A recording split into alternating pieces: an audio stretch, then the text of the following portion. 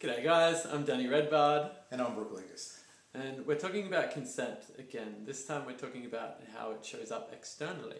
Right? Now you've had this practice of the green or red light from the head, heart, gut and sex. How do we feel into it and how to be okay with it? In an interpersonal place. So that's like in the spaces where we're actually in situ with other people and we're around in groups of people and what's okay. Perfect. So imagine, it's within my consent right now and I can feel that it's fine for Brooke, for me, because we know each other that well, for me to put an arm around him, right? That's very calm and casual. Imagine if he was a stranger though and we're at the checkout, right? And there's the checkout human there doing beep, beep, scanning my little things, and this is a stranger, and I just felt the need to touch him, right? Now what goes on there? What have I just done that's crossed it? I even felt that in my gut, the weirdness of it, of crossing into someone's personal space. So Brooke, where did you feel that, or can you talk to us about personal space? So for me, it depends on my personal conditioning as I grow up, where I come from and what culture I come from and where I live. So if I live in the country and there's no one around, we have plenty of space, so we will stay back. So this would be my comfort zone with Danny, or any other human would be this far away because we never need to get close to each other. And so Danny and I can talk in this place and we're all comfortable and everything is okay. Now, if Danny's from the city, where all Danny's stuff is like this, he gets in the elevator to go somewhere and it's like this with other people. He gets on the escalator, it's like this with other people. When he's talking to someone and he's out, he's got to talk to them like this because there's so many other people around that can't hear him. So this becomes Danny's comfort zone. Okay?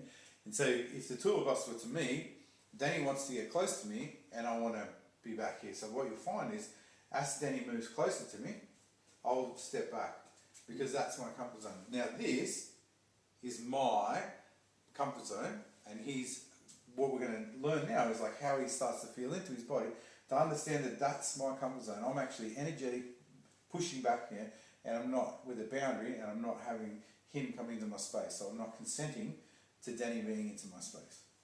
Yeah, it's curious with this because I do say in older generations, and we're in Australia. My mum and dad are from Boggabri.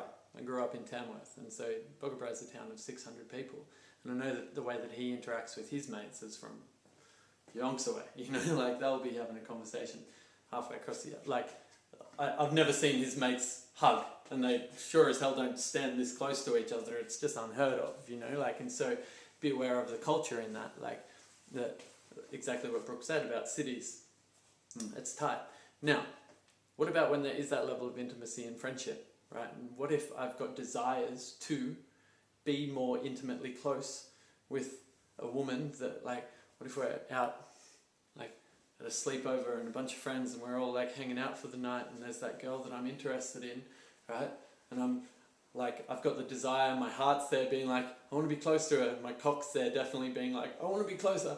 And my gut's I don't know how the hell to be closer. And the mind's got that energy going on. She's going to reject me, whatever else goes on up there. Yeah.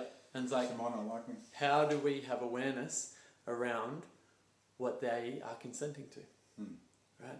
How do we, and straight up, as men, a big piece of advice, gentlemen, that I can share with you, is to make your intentions known. Now, that doesn't always have to be with straight up, I'm interested in you. That can be a bit too bold, right? That could lead to scaring someone and then them rejecting you, and then from that place, then you get to, go to that place where you always get rejected. We'll talk about that later maybe as well. That's a big piece of that. Yeah. So how do we lean into being in that? Make your intentions known, right? Be comfortable in what you're doing in your body, right? If you feel in consent in your body, right? And that's why I'm saying, feel what's alive in the body. If the gut's kind of oh no, it's not right, maybe it isn't right. Slow down. Slow down your body. Let's not override what the body is saying. So take a breath in that moment. Take a breath. Doesn't have to look like that. You can just breathe. Doesn't have to look like anything spiritual or anything like that. It's just a reminder to be in the body and what's alive there and what's present. Yeah. And in the desire. And is this desire two ways? oh, she's been flirting with me. Oh, she does feel open. There is an openness there to her. If we've been feeling into our 4 centers and doing that little meditation and confident in what we feel in our body, if we feel the openness and we feel the green light from her body, right, then that's when we can feel into slowly leveling it up. And that can be asking. That can be like I know that for me, when I was first learning to be really within consent with women, I'd say, hey, may I kiss you? Now that's not a first step. Right, that's further up, because that's really deepening intimacy. That having that level of physical affection and like that level of touch and playfulness is beautiful steps in how to raise the intimacy. And this is why... And it's gentle as well, so in that we want to be, gentle in the way that we're coming forward, and then that way it's easy for the other person not to get startled or to get, their nervous system come up and pull back and get mixed messages. So we be really gentle in the way that we ask for what it is that we desire, and if we're feeling it, it feels good in our body and we can feel it feels good. This is a practice that's going to take time. Sometimes it's a lifetime practice to get better and better at it, so don't expect to get it straight away, but practice and be okay with it.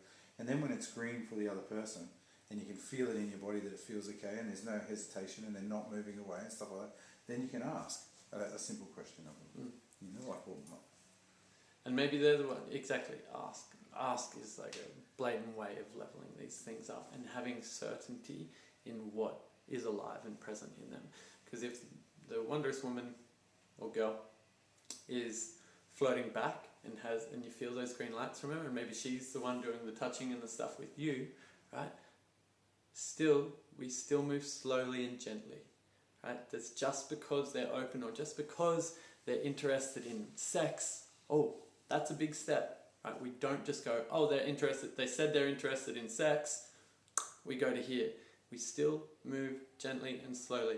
And this way there, Danny, too, as humans, so it doesn't matter if it's a man or a woman, we absolutely at any time deserve the right to change our mind, and that is okay. Right? So if you decide that something's not right for you, you can just say, this doesn't feel right for me for now.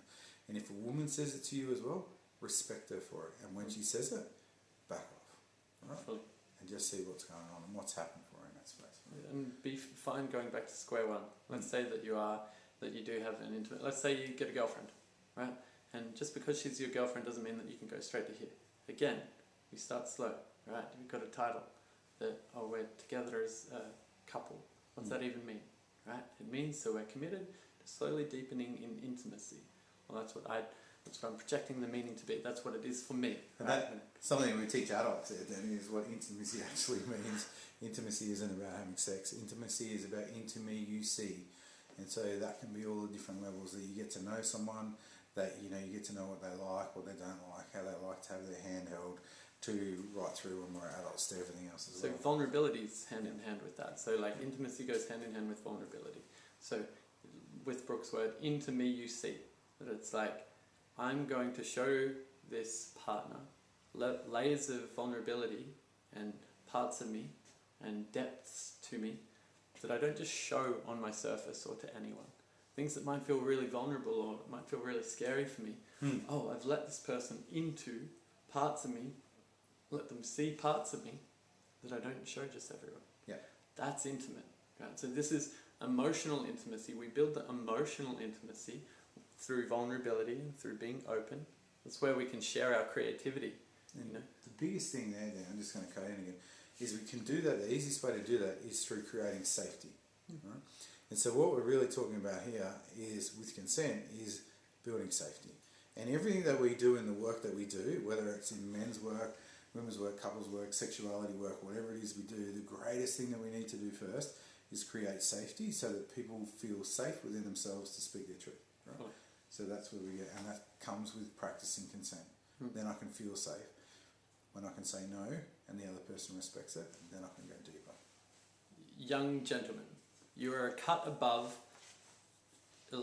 previous generations if you are capable of vulnerably sharing your emotions with a partner. Have that. I literally tell my female clients, we come across them in circle, that they don't have an emotionally intimate relationship. and that they never did. We find women that have had kids with partners that have never had an emotionally intimate relationship. Think about the impacts of that, right? They Which think means they that have. kids don't get to see what it's like for a man to be intimate, emotional, vulnerable, open, connected, caring, loving. Any of that good for you with things that are lacking for you and your father and sometimes your mother as well. But that's the piece. We want to break that generational. So let's be blatant about that. Let's say, because Brooke and I have a wonderful friendship, right? Now let's say that I show up to Brooke and I'm always sharing my emotions with him. We're talking about emotional intimacy here. Oh, my emotions, and I'm feeling this, and I've been so afraid to blah blah blah do this with my business, and I've been really angry at my housemates, and I've been sad because I haven't been able to go home and see mum back in Tamworth for a long time, and blah blah blah blah blah. Right? You see how this is a one-way street. This is emotional support. He's supporting me emotionally, right? This man has a hat on that says emotional support. Boom, right? And I'm being emotionally supported. That's what that relationship is. It's like he's coaching me. He might ask me some questions. Oh yeah, tell me more about your mum. Oh yeah, man, why are your housemates been making you angry? Still, that's emotional support because I get to, oh yeah, well, mum, she rang me the other day and I really wish I could go back and see her and blah blah blah. Still emotional support. Now, the moment this becomes emotionally intimate is when Brooke can share back, right? That he can come to me and this relationship becomes more like this, give and take, receive, it's in flow. And sometimes there may be periods in my life where Brooke holds me in my emotions more than I hold him in his emotions. Cool. It's still emotionally intimate if we have the understanding that we get to There's flow back share, and forth. or that we can, or there's the openness there. Now, so the practice here, gents, is what if Brooke was just that emotionally supportive man and he was it's like getting blood from a stone from him and that he never shares any emotions. Right? We go back to the consent piece there as well, Danny. It's if we go, you could come and ask me at the start, is it okay if I share some emotional stuff with you? And then I can make sure that I'm in a good space to receive that. So that's about, we get back to that consent. Yeah. It's we're actually asking for what we want, and does the other person say it's okay? Yeah, so let's do that. Let's do that right now. Let's role play that. Yeah. Hey Brooke, I got a lot going on. Can I share some stuff that's going on for me emotionally with you? Yeah, that's good at the moment, Danny. I'm feeling good, so I can hold that for you. Thanks for letting me know that you're going to express some stuff so I can look after myself in this space. See how clear that is? That if I just entered the space like this and we hadn't been speaking.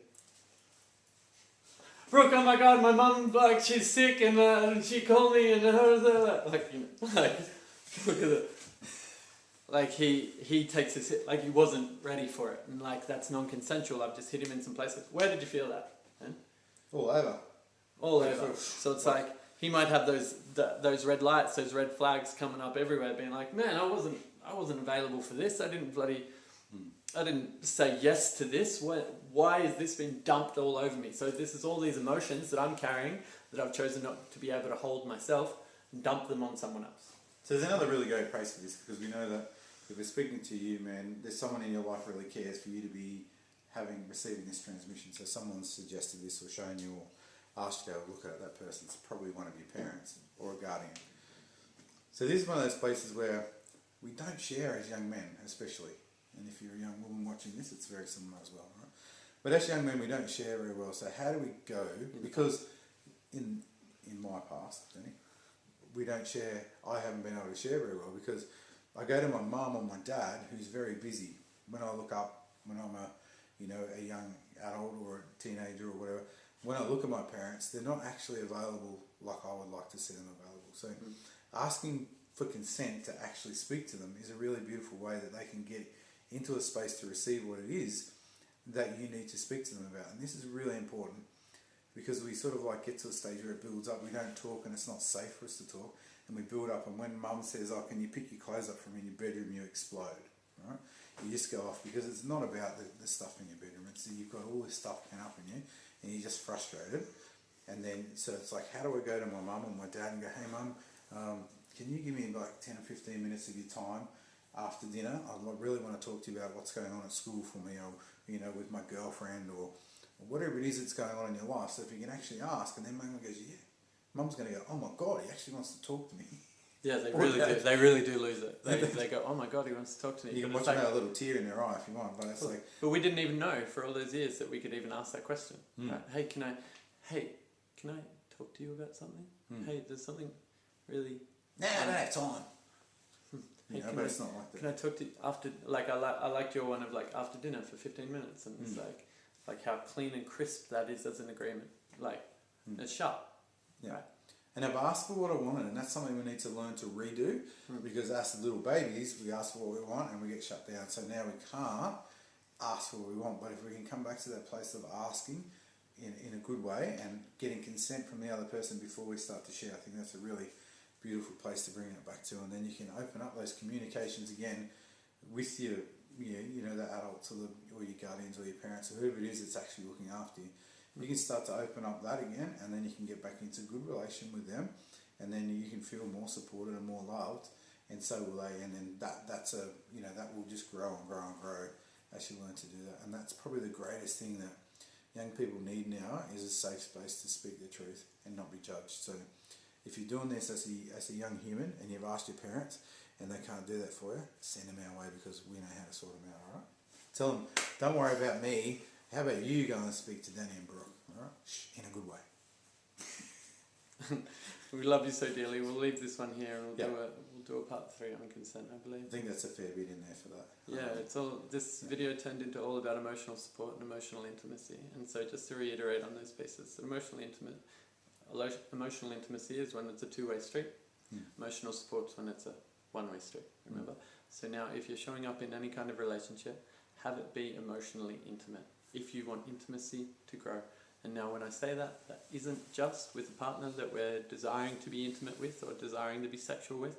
That's in, like, I have an emotional intimacy with almost all of my friends now, because that's what I desire in my life.